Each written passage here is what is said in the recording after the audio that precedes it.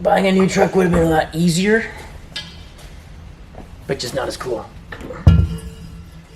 That's a good time right there. That's cheap entertainment right here. I'll take the bar stool. A swivel bar stool is all this takes. Like, we don't need fancy trucks. We don't need any of that stuff. We do need dirt bikes, though. But other than that, that's all it takes is a swivel. Oh, God, that's a good time. Hey, woo! Everyone, Devon here with OBS Solutions. And today, we're going to talk to you about the Cowboy Truck, or I call it the flatbed truck. So let's hop on back to the shop there, and we'll show you. I'm just going to throw up a little bit there. A little spin.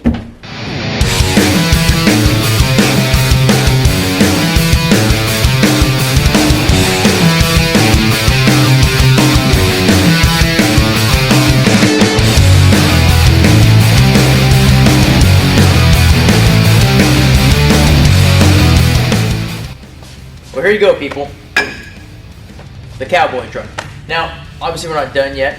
It's been a project we've been working on for a couple years now. How do I start to tell you this, how it evolved? So it started out where we do a bunch of off-road camping here in the Pacific Northwest. We love it. And we're talking about one day, Kenny and I were driving, like, hey, ultimate tow rig, what would it be for off-road camping or whatever? We're like, well, flatbed be one. We're like, yeah, flatbed would be awesome. Next one would be a dually, because we have toy haulers and trailers and stuff. And then be like, all right, well, what about four-wheel drive? Yes, obviously.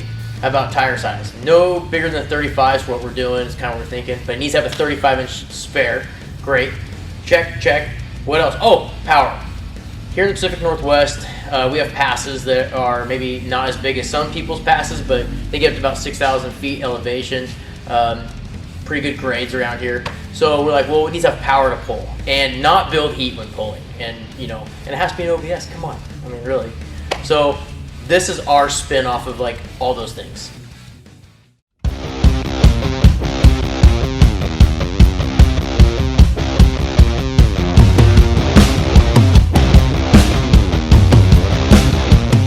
So, the flatbed. One of the unique features of this truck, and it kind of draws a lot of attention. So, when we were looking for flatbeds, we went to a lot of different companies looking at their style of beds. I didn't really see anything that I thought matched the contour of the cab as good. So we said, screw it, let's just have a flatbed built and form sides that look a lot like or mimic the OBS box and cab. So we had a company here in the Northwest build this for us for what we were after. Besides that, we had to make it so it could house a 35-inch spare. We had it so it had inset boxes, flip down sides, L-track, had all these things. Besides the fact that this bed actually bolts to the factory holes in the frame. There's no U-bolts or anything like that to strap this to the frame. The BMW hitch that's on this thing, the gooseneck hitch, it actually is on the frame, not the bed itself. And same thing with the receiver in the back. So the bed floats on it. So kind of different, but kind of the same, obviously. Just our spin on the flatbed setup. Alright, since we're talking about the rear of the truck, let's talk about the dually. So this truck originally came to us as a single wheel truck. So we had to find a dually rear axle, an OBS dually rear axle. We then put on stands, tore it apart, rebuilt it. It's a 410 rear end, limited slip locker, all the bells and whistles. So it was like the suspension, it was a big deal for us. We wanted the ass end of this truck to ride nice and soft. So we used Sky Off-Road's 08 to 16 rear leaf spring setup for Super Duty stuff. Then we paired it with a progressive leaf pack that rides like a marshmallow. Let's talk about the front of it real quick.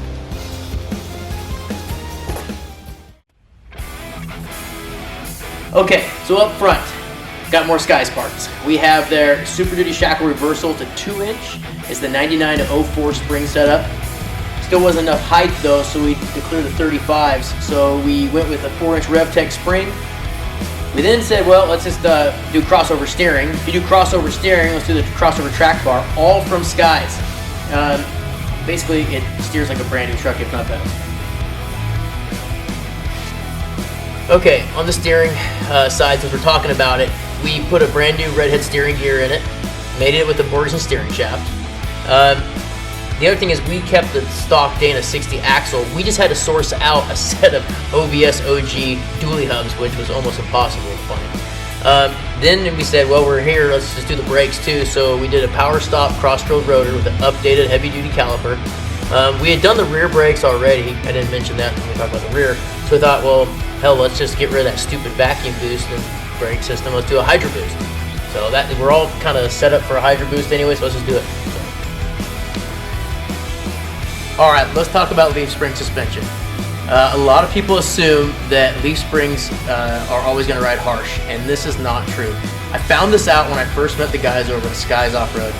I got to go for a drive in their test rig, the Sober Dream. We literally jumped it into a parking lot, and I could hold my coffee, didn't spill it. It was awesome. And that was because of going to a longer Super Duty leaf spring, a better quality leaf spring, not a thick leafs, real thin, and it was amazing. And that's why we stuck with leaf spring suspension on this truck. Sure, we could on coils, we could on 05 axles, all that stuff, but we want to see if we could keep a stock 60 in the front and the Sterling 10.25 in the rear. And that's what we did. So that gives you kind of a glimpse into the suspension of this truck. All right, the powertrain.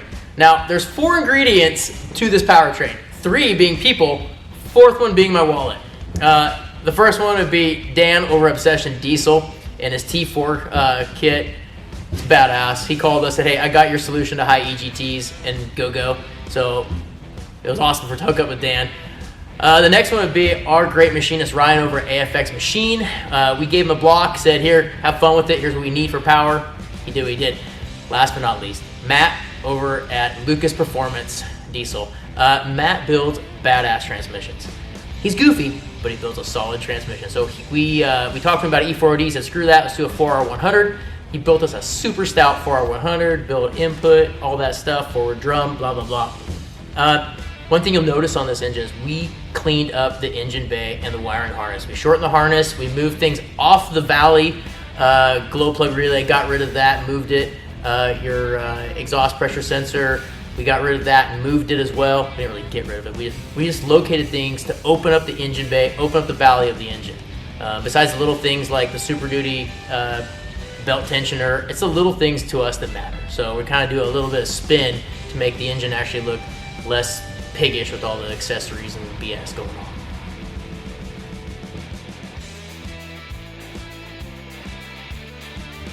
On the powertrain, we're going to shoot another video of what's in the engine, what's in the transmission, injector size, all that stuff, the girl system, everything. We just didn't have enough time for that. So once it's running, driving, we'll do another video of what it takes to make this dinosaur do what we need it to do. Interior. There is no interior. But doesn't that door shut nice? I mean, I can do that. We actually have interior pieces for this ready to go, and that is where our Super Duty seat brackets come in. We just been busy with the powertrain, the truck show, and wildfire, so bear with us. We have the prototypes ready to go. We just got to finish those. So we still have a long ways to go on this truck. Obviously the interior, button up the powertrain, which we're pretty dang close on. Then we got to send it off to paint and get the cab painted. But I want to let people know, we didn't reuse anything off this truck really. I mean, we reused the wiring harness. Other than that, we tried to source out everything from Ford new. If we couldn't find it from Ford, if it's obsolete, then we did aftermarket new. I think the only thing that's reman on this would be the Hydro Boost and the steering gear. Everything else, which is impressive, because we even found that you can get the original power steering lines for the Hydro Boost still in new. So and we just want to tell people, hey, we want to see if we can make an old truck do close to what a new truck can, but obviously look a hell of a lot better. So stay tuned. We'll get you some more updates as we go along. Thanks so much.